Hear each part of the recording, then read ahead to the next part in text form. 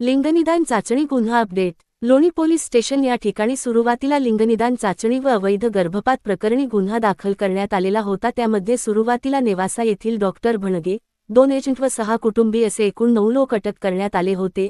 अटक आरोपींकडून एक portable sonography machine, 3-4 चाकी गाड्या जप्त करण्यात आल्या होत्या. त्यानंतर गुन्ह्याचा पुढील तपास करत असताना पुन्हा ढगे नामक आरोपीकडून एक पोर्टेबल सोनोग्राफी मशीन जप्त करण्यात आले. तसेच अनेक एजंटलाही अटक करण्यात आली.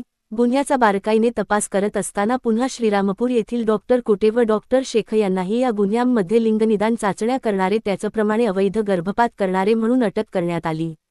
तसेच 4 चाकी गाड्या देखील जप्त करण्यात आले आहे. आरोपीला ताब्यात घेण्यासाठी पोलीस कॉन्स्टेबल महादेव प्रकाश कोहक व संदीप पोपट राऊत, दोघे नेम श्रीगोंदा पोलीस स्टेशन यांनी विशेष मेहनत घेतली.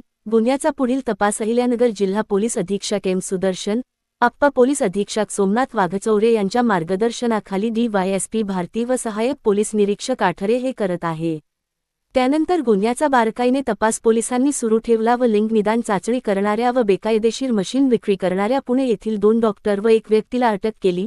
त्यानंतर लगेचच वडगाव मावळ येथील मारुती ढोरे याला आरोपी करून त्याच्याकडून अवैध लिंग निदान चाचणी करण्यासाठी वापरत असलेले मशीन जप्त केले.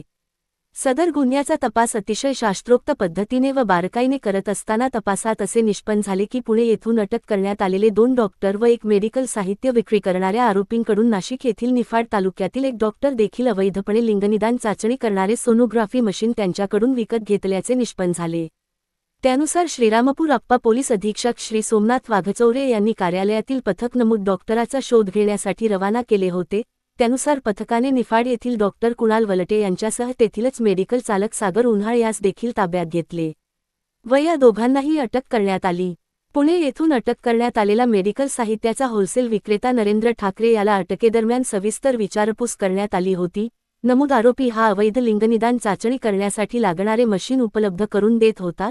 त्यात त्याने माहिती दिलेल्या आणखी एका मेडिकल चालक आरोपीच्या शोधासाठी मागील 10 दिवसापासून पोलीस पाठपुरावा करत होते. आज रोजी सदरचा आरोपी हा श्रीगोंदा तालुक्यातील आरडगाव या गावी शेतामध्ये एका झोपडीत आल्याची गोपनीय माहिती अपर पोलीस अधीक्षक श्री सोमनाथ वाघचौरे यांना मिळाली होती.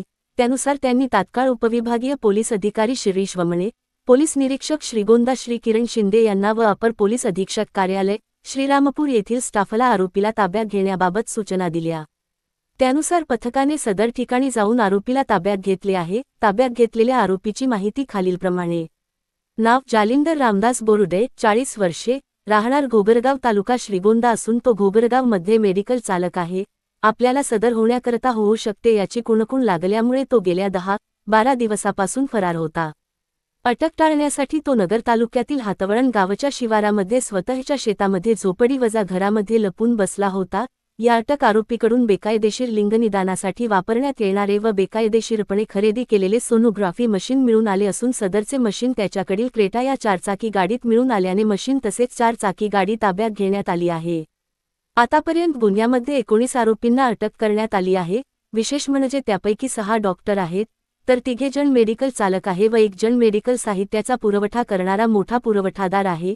याशिवाय गुन्ह्यामध्ये आतापर्यंत झालेल्या तपासात अवैध गर्भलिंग निदान चाचणी करण्यासाठी वापरण्यात येणारे एकूण 5 सोनोग्राफी मशीन वेगवेगळ्या ठिकाणावरून, वेगवेगळ्या जिल्ह्यातून, वेगवेगळ्या आरोपींकडून जप्त करण्यात आले आहेत.